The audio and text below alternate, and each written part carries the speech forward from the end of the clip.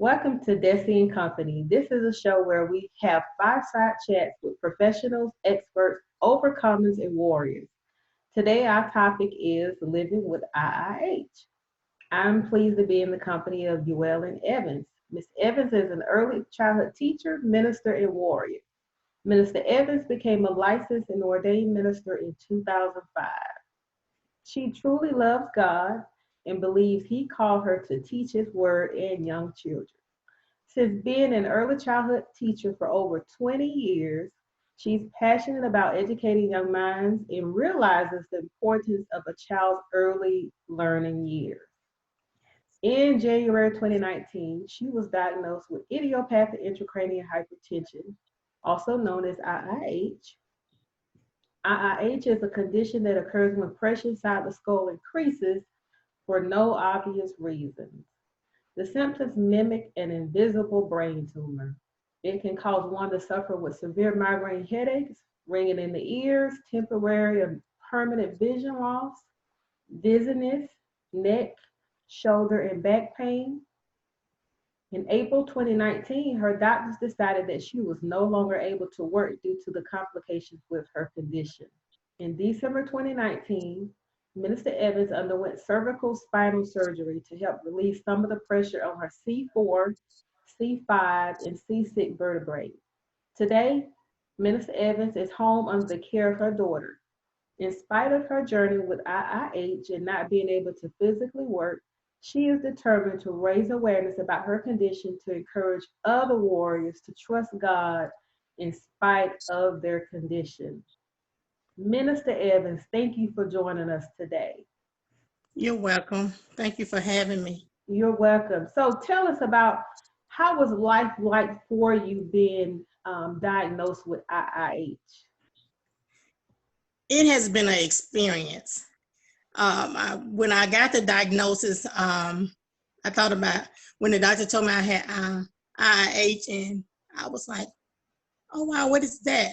So I said, well, God, I read a little bit about it. God made me a miracle that people would be saved through you, through the miracle you perform in me, that people would be saved. But I didn't know that I was going to be on a roller coaster ride. It's been a roller coaster. It's not what people think it is.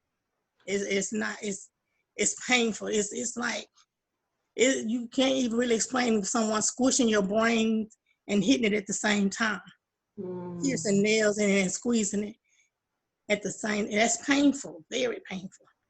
So tell me, when you were diagnosed with this, what led to your diagnosis? Tell us. I know you was telling us a moment ago what it felt like, but tell us about your journey. Could you just sum it up and just let us know? Bring us in your world. We really would like to know, even though I live with it myself, and but everybody experience is different. So tell us about your experience.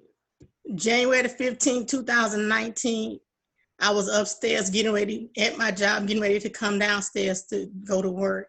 And I had this real bad headache, and I lost my vision, and I had this bad stomach pain. And I said, God, if I could just get downstairs, because it was so painful. And so when I made it downstairs and told them that I needed to go home because I wasn't feeling well. And when they let me go home, I called my daughter and told her I needed her to meet me at the emergency room. She said, no, you come home and I'll take you. So I went to the hospital, and they said I had peripheral vertigo and some other issues, but did not tell me that I had IIH. So I had to go get clearance from my doctor to go back to work. And she said, oh, Miss Evans, you have IIH, idiopathic intracranial hypertension. It's the hospital shows it on your MR, your CAT scan. I was like, wow, what is that? And when she began to explain it to me, I said, okay, God, let me be the miracle for people to be saved through what you do in my life. And I was like, God, I don't know. It just seemed like it was so little about it. So I didn't expect my journey to be what it has turned out. I was diagnosed in January. By April, I was at home. The headaches, it's not a regular migraine. It's somebody constantly squish. It's like playing with slime, clay, or Play-Doh that you just constantly squeezing it. And at the same time, you're being jabbed in the back of your head. And your eyes, sometimes in my eyes, it felt like I was being poked in my eye, and I didn't understand that. And so the doctor sent me, my PCP said, okay, this is what we're gonna do. I got everybody you need because this is not my field, but I'm gonna get you the best help that I know. And so she did send me to some good people. And so, but not being able to lift your head, not being able to sit with your light on in your room, not able to open the curtains, but to have a cover over your head to keep it dark to help with some of the pain. It didn't help with a little bit. For weeks at a time, I couldn't get out of the bed, and my daughter had to take care of me, and her husband. So she trained him to help her take care of me. So they switched their schedules so someone could always be with me because I lost my balance. I lost the use of my, as you hear people say, the activity and the use of my limbs. I wasn't able to use my arms and all my hands. If I put something in my hand, it would drop. So it has been a battle. It hadn't been exciting at all, but it has tested my faith on every level. I always say my gangster faith. Right. It has tested that kind of faith.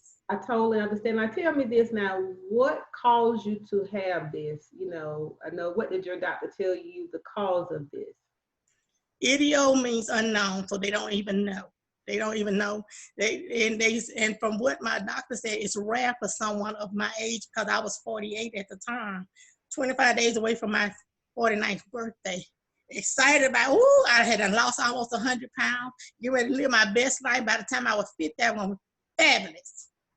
But they don't know. They keep saying it's idiopathic. Sometimes they'll say it's weight loss. You need to lose weight. Well, I had already lost the weight. Right. Because I do know with that, like you mentioned, most times they'll say the root cause is obesity. Sometimes they'll say it's because of head injuries. But in your instance, you had already lost 100 pounds. You were not involved in any accident. So it was just unknown as the reason why it happened. How does it, since you've gone through all of this up until this point, do you feel like it deprived you of anything? It deprived me of my life. It deprived me of everything, every part of Ywellen. It took everything I had, but I'm coming back stronger because, when I say it took everything I had, it almost took my breath. I was in the doctor's office and they had to rush me to urgent care. My blood pressure had sunk to 88/60, and my heart rate was at 125, 160. And not being able to take care of myself, having to have my daughter to help me clean myself, take showers and all this stuff, and sometimes to have her to feed me, her or my son-in-law, and my little princess, she does too. She makes sure Nana's okay as well. But I can't drive because it affects my vision. I'm losing my vision in my left eye. So I can't drive. So I can't do the one thing I love more than anything is teaching children, working with children. So I've been home almost a year, and it's been hard. It's been hard. It's taking everything to not be able to get out of bed some days. Well, tell me this here. I understand you had surgery, and the surgery was supposed to help correct the situation to maybe give you more relief. How do you feel about the surgery? Do you think it helped or it didn't do any good? I thought it helped in the beginning because I had maybe 2 weeks of no pain, but after that it came back with a vengeance. And so to say that it worked, I would say no. I just needed, at the time, I just felt like, well, since you keep saying I needed surgery, to go ahead on and do it. And so now they're saying that the surgery might need to be redone again. That's not going to happen. And so the next surgery is to put the shunt in my brain. And I'm praying, God, I trust you for your will to be done in that too. It's scary. Right. One of my pet peeves, let me say this, one of my pet peeves is to hear somebody say, when I tell them that I have a headache or that my head is hurt, I'm in pain, and they'll say I have a headache. and I take this, I take that. This is not the same headache. That's a pet peeve for me to hear somebody say, well, I take a leave, or I take this, I take such and such, but this is not the same kind of pain. This is pressure. Mm-hmm. Mm-hmm. And so when I talk, the intracranial part of it is the inside your skull, your brain, and they don't get that. They don't get that. And when you hear hypertension, in this case, it's not blood pressure. Right. And they keep thinking that it's blood pressure. No, it's pressure being pushed on your brain. Just imagine somebody just constantly pushing you against a wall or something you can't get out, and it just closing you in, and you cannot move. That stuff is painful. It's painful. So how are your episodes like throughout the day? Once you get up and when you go to bed at night, do you have any episodes? Do you have times in which you have migraines like early in the mornings or more so at night, or how is it for you? They're constantly going. They don't stop. Even though I take certain medicines for it, it doesn't stop. It'll soothe it, but it does not completely ever go away. And that's what I want people to understand. It's not just a migraine. It's not just a headache. It is pain of somebody being pushed constantly. Something's pushing you one way, and then the other way is beating you. You can't. You feel like you can't make it. Mm-hmm. If you don't have a prayer life and you don't trust God, it makes it even more unbearable because you don't know what to do. And if you don't have a team praying for you or helping you out, a support group team, it's hard going through it by yourself. Some people even, it can be so unbearable, it will make you want to commit suicide. And that's the truth. Right. It makes you want to kill yourself because that, and then when you're telling your family and all they saying is just pray about it. Pray, don't misunderstand me what I'm saying about prayer, because I am a preacher. Right. Outside of prayer, I need you to understand me. I need you to support me and say, okay, I don't know what you're going through, but I'm gonna do my part. Exactly. To encourage you. What do you need me to do? People think that because you're in this shape that you want someone to feel sorry for you. I don't feel sorry for myself. So I don't do pity parties. So I don't need your pity party. But if I'm crying, don't tell me to suck it up, please. And that's another pet peeve. Please don't tell me to suck it up, because the pain is so unbearable. This is worse than any pain you can have. This is worse than childbirth. This is worse than having surgery. This is worse than being in an accident. This is worse than anything that you can imagine. Then some.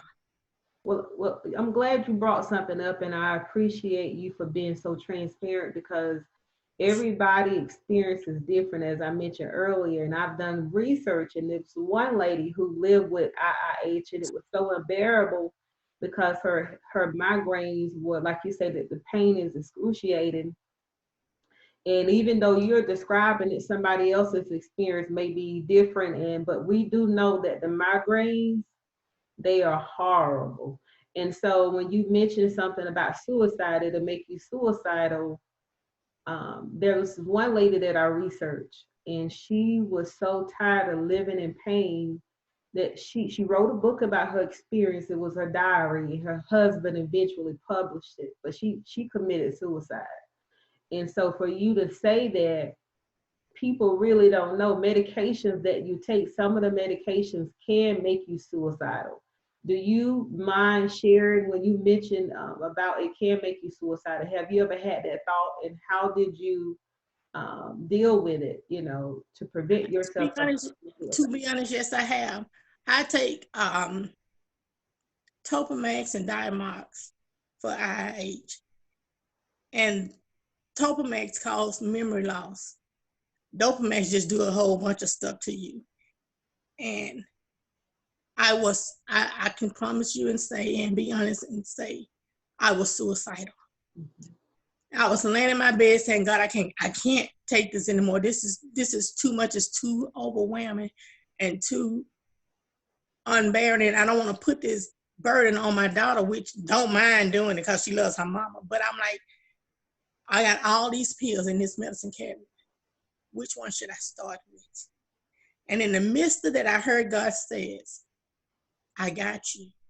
And I heard my pastor, Pastor Vincent, say, he always talk about faith. I go to the faith center that talks about faith, and he say, stand on your faith. Your faith is gonna make you whole. Stand in faith. And he always say, I stand in faith with you, Ywellen. I stand in faith with you. So I had to remember who God calls me to be in spite of all I was going through, so that I don't lose who I am and I don't kill myself, so I would not be able to share this testimony with when I am here. But it did, I promise you. It's been so hard because it drains everything. Everything. You don't have a way of life. Social distancing is something I've been doing since December the 10th. Right. So that's nothing new. You know, nobody could come visit me because of my surgery. When they did my surgery and they cut my neck, the inside is slowly healing. It's not healing like they thought it would. So when I go out, it's supposed to be covered at all times. So so April the 6th would have been the day for me to go outside. But the pandemic out there says, no, you can't go. And the doctor specifically called me twice and said, you are a high risk. We need you to stay. And so I'm like, God, I was just getting excited because I won't be able to go to church. I won't be able to go outside. I won't be able to go out and just live life. Again, I won't have life like it used to be. And so what I got out of this was, God, what are you teaching me in this season? What are you teaching me about faith?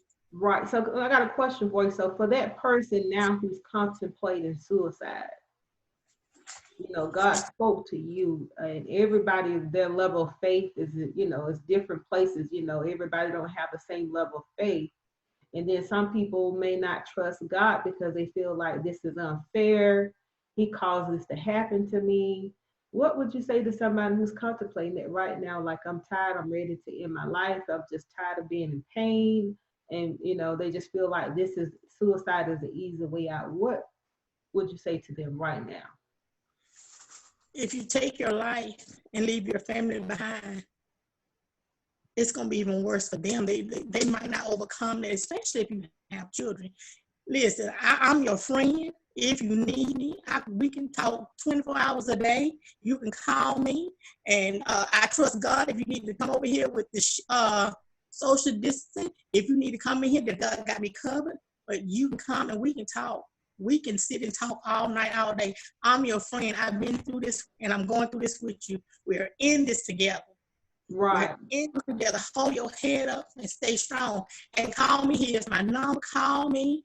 Call me. If you can't reach me by my phone, I'm gonna give you my email address, every one of them. I'm gonna give you my phone number, but I'm here for you. We can get through this together.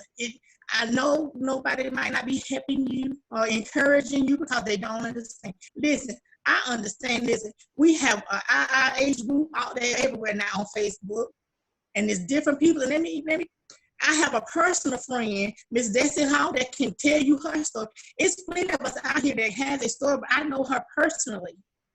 Exactly. And I will give you her information to her Facebook and stuff to inbox her. Exactly. And y'all go from there. But we are in this together. So hold on a little while longer. It's going to get better. It starts off rough, but it's going to get better. And thank you for that. And then I would also like to add to that is that you still have purpose. And even though it feels like that you're alone, you're not. One thing about IIH is that when you learn about it, you have to also, the people, your caregivers, share with them information about it and encourage them to do research on it too, because they may not always understand how you feel. Because your emotions, it's like Minister Evans said, it's like an emotional roller coaster. Because, you know, some days you can be up and some days you can be down. You never really know how each day is going to be.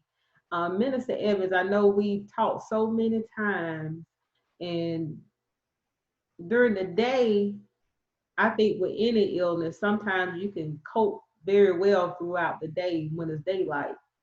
But sometimes the test of your faith comes at nighttime. So I know there are times we've texted and we've talked, and there were times you've been up, you know, late at night. What has what have been your challenges at nighttime? Because sometimes when you're at nighttime, let me tell you what it feels like.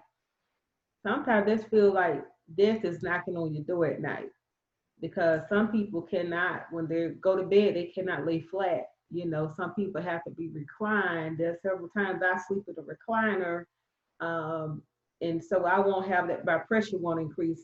And so, with you, tell us what nighttime has been like for you with your journey. Ooh, at nighttime. Nighttime is hard for Mm-hmm. me, but my daytimes are even harder Mm.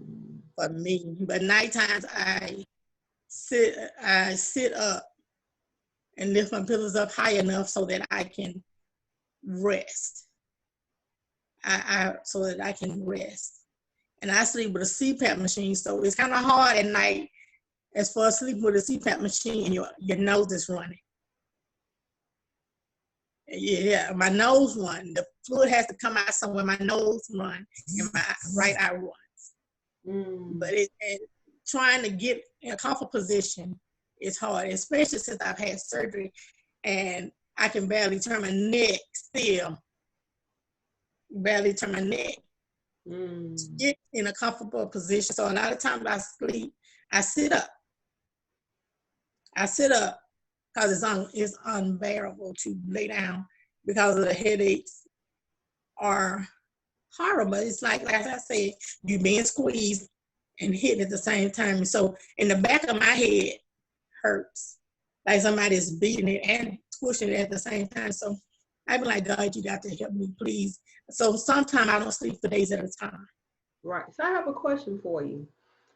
So in your times of going back and forth to the doctor and before you were actually diagnosed, how long did it take for them to actually diagnose you? Like how long were you suffering with all these symptoms before they realized you had IIH?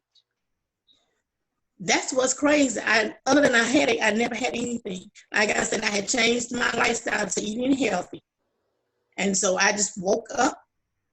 I was upstairs at my job. I didn't say I was asleep. I had woke up to this headache.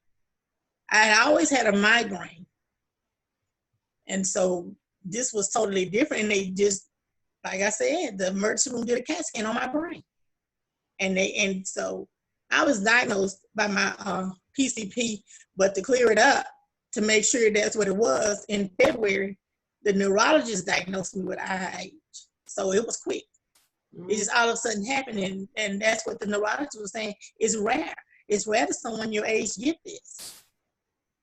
Well, I broke the record because it's rare. And she said she's never treated anyone at 48, 49 years old with IIH. What do you wish healthcare professionals knew, or when it comes to treating a person with IIH? Because unless they have gone through it themselves, they wouldn't really fully understand what we're going through. So what advice could you give to one of them who are treating a patient so they can understand really what they're dealing with? Because I know most times my thing was, for my doctor told me it was because I was obese. And keep in mind, I was smaller than I am now. And so I just couldn't believe the fact that they told me that obesity was a determining factor. So, but sometimes, you know, they'll only stick with what they know based off research. But what advice would you give to healthcare professionals in dealing with patients with IIH? First of all, I would tell them to check your bedside manners Mm-hmm. because some of them are so rude. Please check your bedside manners. If you want me to be nice and respectful to you, be nice and respectful to me. If you want me to hear what you're saying, listen to what I'm saying because this is my body and I know me. Mm-hmm. If I'm telling you this and this and A, B, C, and D, I don't need you to give me Y and Z and you haven't heard me. Just if you don't know, be honest and say, I don't know. Mm-hmm. Mm-hmm. Be honest. Don't just assume it's about weight. Don't assume it's about hormone. Don't assume it's about your race or anything that you think. Just listen to your patients, please. Be sensitive to them because we are going through stuff. They are going through stuff, and you all are just going by what the book says. Okay, the book might say a little bit, because when you look up IIH in the book, it's a little bit about it. It's not a lot about it, but say, I don't understand, but I'll get you, I'm gonna work with you and get you to the proper people that you need to. Exactly. That's what my PCP did in the beginning. She said, it's not my field. And I love her for that. She quick to say, it's not my field, but I'm gonna get you to the right people. And that's what they need to say. I don't understand it, but I'm going to get you to the right people. Or this is not what I do, but now if it's your field, I need you to say, I'm going to get with my colleagues and we're going to discuss this so we'll know how to treat you. So bear with me, please, because we're going to work through this. We're going to get through this together. And you can respect that a lot more than the lie. Exactly. Don't lie to me. Because I'm going to say something. I'm not using any names, but my doctor lied to me. She lied to me. And she was not doing what she could. And the same x-rays and same notes and stuff that she had, my new neurologist broke everything down to me. And I already knew I was losing my vision, but she told me I was not. But the neuro-ophthalmologist said, yes, the left eye is going out, and she's probably going to lose the right one as well. That one is moving slower than the left eye. And so my thing is, everything on my left side has to work because I'm left-handed. Everything was to line up. And so I've learned a lot that in my MRI of my brain, through my eye, that the eye tells a lot about you. If you ever want to know what's going on with your body, go and have a good eye exam done, because in my eye, they found a blood clot. They're not sure if it came from my brain or my heart, or if I had a stroke in my eye. And I'm like, it's amazing. This is all IIH stuff. Wow. This is all IIH stuff. And people will be surprised on how they find this stuff. But I was just blessed and lucky, not lucky, but blessed that they found it in a CAT scan.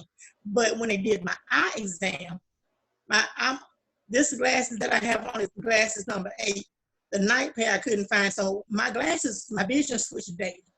So whichever glasses I picked up and put on that day is the one I wear all day, because I really can't see anything out of my left eye. And so I don't go anywhere. So I'm learning to read big stuff instead of little stuff and trust God for what I can't see. Exactly. Well, I just definitely give him praise for how far he's brought you, and I know that he will continue to carry you through. Something you were talking about, the doctor's bedside manners. It made me think about, like, on all of my doctor visits, and I know we've talked about it, that before you go to your doctor visits, have a list of questions for your doctors. Because a lot of people, a lot of the IIH warriors, you may not always understand what is happening to you. It may be some new symptoms that you never had before. I know a lot of people, Minister Evans, are opposed to Googling things, but I promise you, I learned more about IIH just Googling it, because my doctor, he's very knowledgeable. He is professional. He's helped me along my journey, but it was up to me to learn more about IIH so I could know how to adapt and how to live my life with it, because again, it was like a foreign language to me when I first heard it. And so make a list of notes when you're going to see your doctors. And so that way, when you go in, you'll know what questions to ask. I know the one thing about when you leave your doctor and you have that one question you forgot to ask, and it's hard to get with them unless you email them on the portal online, or unless you go back to your next visit. So while you have your doctor there, have all of the questions that you have ready to ask. Because most times when we go to doctor visits, and Minister Evans, you can vouch for this, it can last from anywhere from 10 to 20 minutes. I make the most out of those doctor's visits, and I know you have too, Minister Evans. So there are times you may hear people on Facebook or Instagram, or just in conversation, talking about, I have a migraine headache, and every time you see, I know that sometimes I see posts on Facebook where people talk about they have a migraine headache, and the moment I hear people talking about that, and every time they keep saying that, they having these migraines, sometimes I inbox them. I don't try to diagnose anybody as having IIH, but Yes. sometimes people go misdiagnosed. So, undiagnosed. So, with that being said, what would you say to those people? If you saw a friend on Facebook just talking about she had or he had a migraine headache, would you associate it with IIH? How would you help that person? I probably would in my mind, but probably would have said to them that it's probably IIH, but I would tell them to go to to go to an ophthalmologist, get an eye exam. Hmm. That's what I would tell them to do. Don't worry about going to your PCP or anybody else, but go get your eyes checked. Right. Because if anything is going on, your eye is going to tell. Your eyes Why? are It's closed. connected to your brain. That's So true. it's going to tell the truth what's going on, and so that's what I would say to them. And when you go, you don't have to say anything. You don't have to say anything because they're going to find it. Right. And they're going to tell you what it is. Right. But So, have it checked, do your eyes first, and then if they don't find anything, then go to your PCP. so Minister Evans, and getting ready to close our show out for today, what advice would you give to IIH warriors and people who don't know they have it? What advice would you give to them to keep going? Because again, there's no cure for this. If one gets the shunt, like when you get your shunt, it's going to help in a sense, but even times like that, I have a shunt myself. I have a BP shunt, and when I got the shunt in 2017, I've had two additional brain surgeries. So, in my opinion, I would say to you, if you feel like the shunt will work, get it. And I'm not opposed to anybody getting the shunt.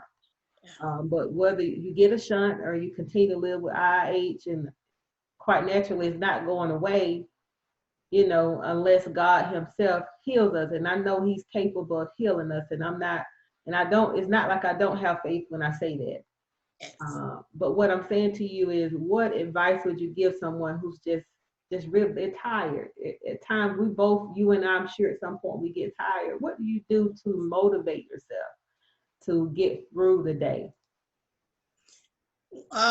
What I would say to those that are undiagnosed, like I said, that are having headaches and stuff, if you're not going to the doctor, please go at least go. If you won't go to an ophthalmologist, please go to your primary care physician. Or if you don't have insurance, go to the emergency room and just tell them, hey, my head is hurting me. And 9 times out of 10, depends on where you are. Let me say that. Depends on where you are. They're going to do either a CAT scan or MRI on your brain. So take care of yourself. And those that are suffering with IH, us warriors, if we are struggling, reach out to a sister or brother. There are some men that have it as well. Exactly. But to keep fighting, because you are your best advocate, keep fighting till you get the answers that you need and the help that you need. Don't give up on yourself.